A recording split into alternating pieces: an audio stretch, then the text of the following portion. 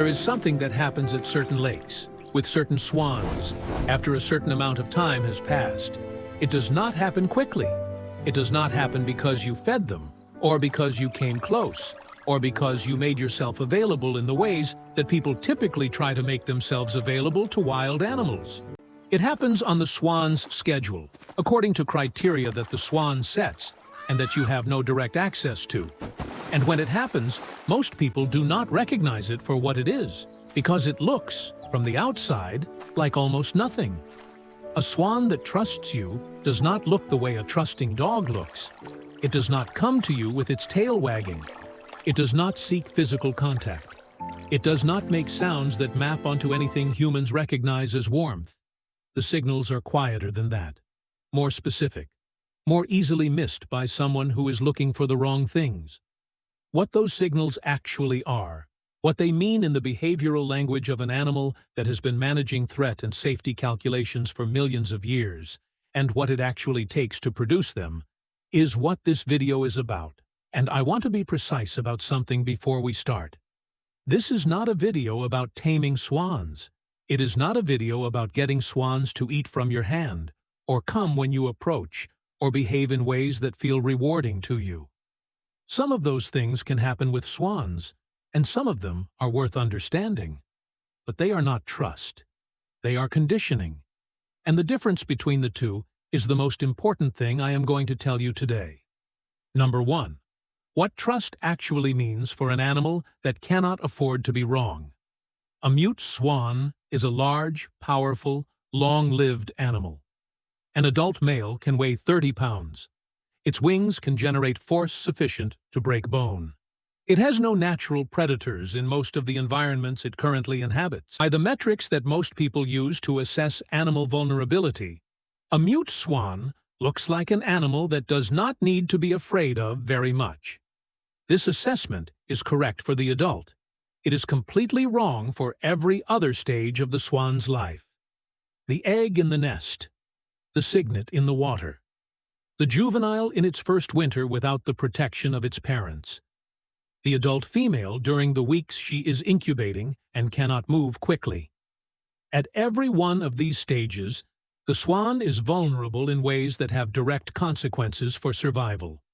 And the behavioral systems the adult swan runs, the threat assessment, the territorial defense, the vigilance, the specific responses to the approach of unknown animals and unknown humans are built around a history of vulnerability that the physical size of the adult does not erase. A swan that lowers its guard around you is not making a simple calculation.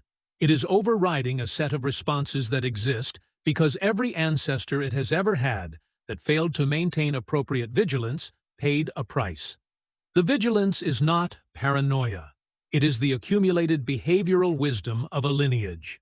When a swan chooses to suspend that vigilance in your presence, it is not a small thing. It is a significant override of a deeply established system.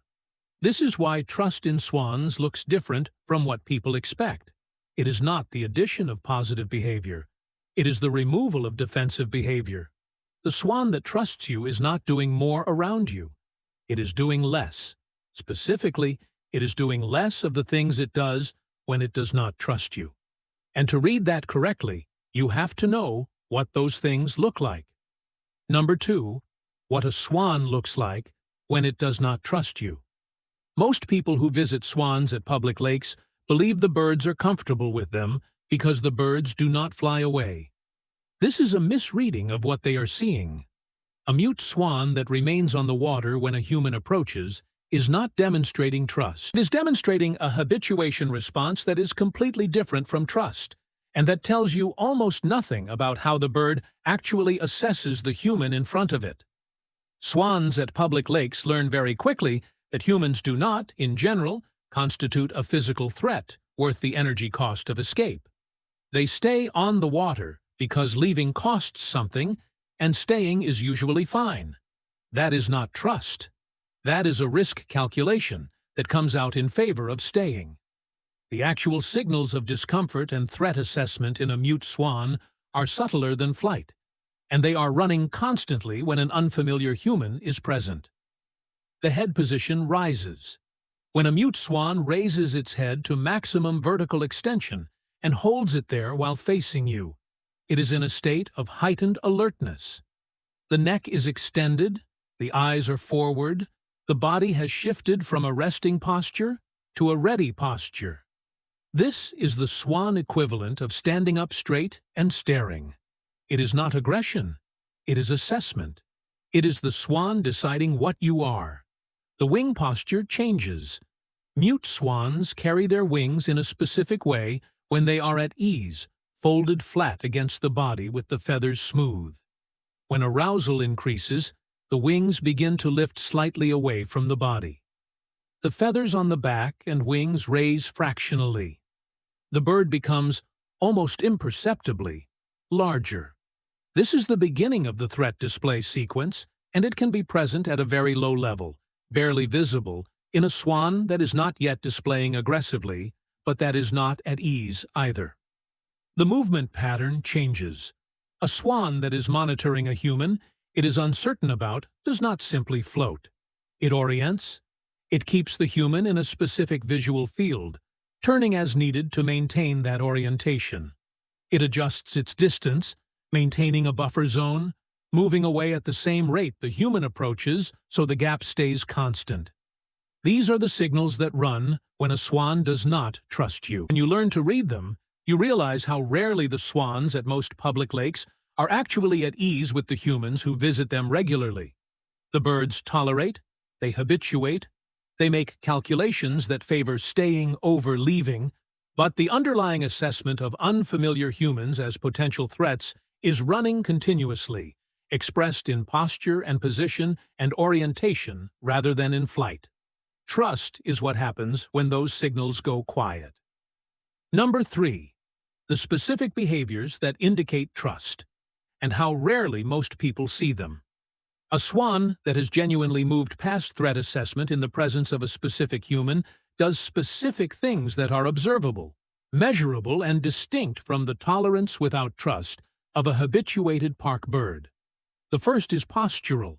A swan in a genuine resting posture, the posture it adopts when it feels safe, tucks its bill back into its scapular feathers. The neck shortens. The body lowers slightly on the water. The wings settle flat and smooth. The overall silhouette of the bird becomes more compact, more rounded, less vertical. This is a physiologically vulnerable posture. A swan with its head tucked cannot see a full hemisphere of its environment. A swan in a low, rounded posture cannot launch into escape quickly.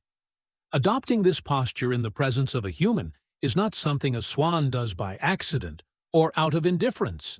It is a direct expression of a threat assessment that has come back negative. The second trust signal is orientation. A swan that is comfortable with your presence will, at some point, stop tracking you. The continuous orientation that a wary swan maintains, always keeping you in view, always adjusting position to maintain the gap, stops. The swan turns away, goes about its business, feeds, preens, interacts with its mate, allows you to pass behind it without repositioning. This is not inattention. The swan is aware of where you are. It has simply reclassified you as not requiring continuous monitoring.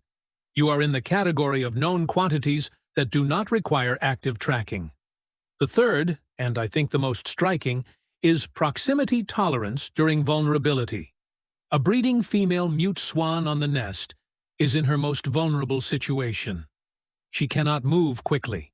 She is committed to the location. Her eggs are exposed to whatever happens around her. The male is nearby but cannot be everywhere. In this state, the female's threat response to unfamiliar humans is at its most sensitive. A person who approaches a nest too closely will trigger an immediate response from the male and visible distress behavior from the female. A pair that has classified a specific human as safe, based on extended previous interaction with that individual, responds differently.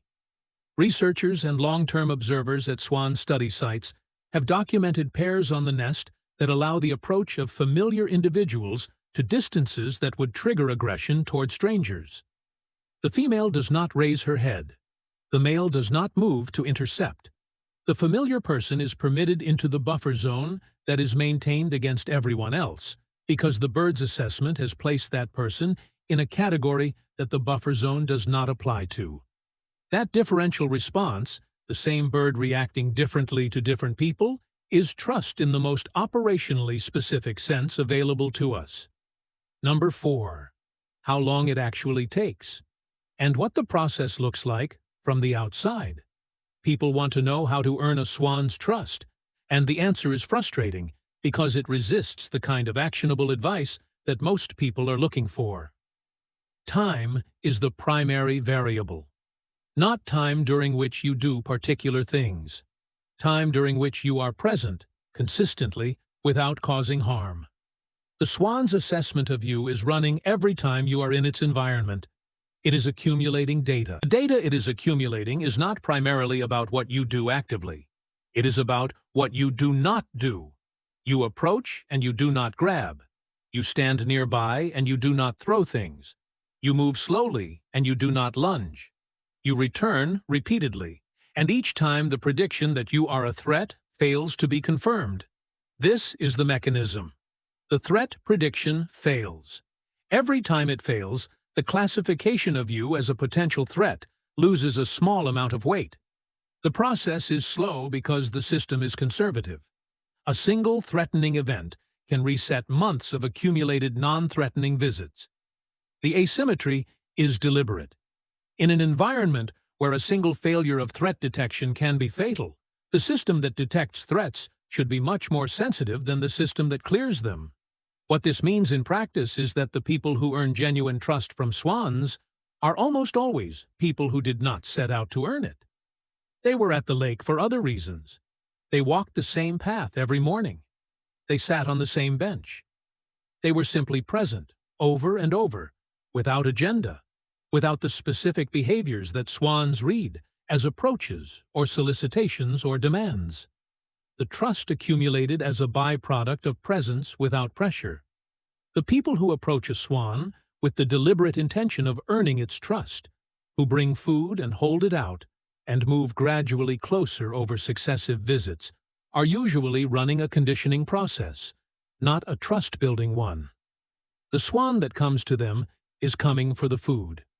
If you removed the food from the equation, the swan's behavior toward that person would revert, partially or entirely, to its baseline assessment of an unfamiliar human. The food created a conditioned approach response. It did not change the underlying classification. This distinction matters because the two outcomes feel identical from the outside and almost entirely different from the inside of the swan's behavioral system. Number 5. The moment it changes, and why you almost certainly will not notice when it happens. There is a specific moment in the relationship between a person and a swan that has been developing over months or years when the classification shifts. When the accumulated data crosses whatever threshold the system uses, and the swan's behavioral profile around that person changes, you will probably not notice it when it happens. It does not announce itself. The swan does not do something new. It stops doing something old. The slight head raise that was present before is not there. The fractional wing lift that signaled ongoing assessment is absent. The continuous orientation that kept you in the swan's visual field without your realizing it has stopped. What you see, if you are paying close attention, is a bird that is behaving around you the way it behaves when it thinks it is alone. Not performing for you, not monitoring you, not running the assessment, simply being, in your presence, the way it is when no assessment is necessary. This is what trust looks like in an animal that cannot afford to be wrong. Not warmth, not affection, at least not in any form that maps onto human affection. Not the demonstrative signals that we associate with positive social connection. The absence of the signals that mean something could go wrong. The swan that rests with its head tucked in your presence is not ignoring you. It is doing something considerably more significant than acknowledging you. It is placing you in the category of things that do not require vigilance. In a behavioral system built around the survival imperative of an animal that has been prey at every stage of its development, that category is not given lightly. The people who have earned that placement usually did not know they were earning it. They were just there for long enough, without causing harm. In the same place, at the same time, over and over, until the prediction of threat failed so consistently that the system stopped making it. That is the whole process. That is all of it. It is not dramatic. It does not make a good story in the conventional sense. There is no moment of breakthrough, no gesture that turns the relationship, no technique that accelerates the timeline. There is just presence and time, and the slow, conservative, irreversible process of a wild animal deciding that you are, finally, not something it needs to worry about. If you have ever had that happen with a swan or with any wild bird, you already know what I mean. It feels, when you recognize it, like being let into something, like a door you did not know was closed, opening just enough to show you that the other side exists. That is what it is. Tell me in the comments, have you ever had a moment with a swan or any wild bird where you realized the animal had stopped treating you as a threat, where something in its behavior shifted in a way you could feel but not quite explain? Tell me exactly what you saw. I read everyone.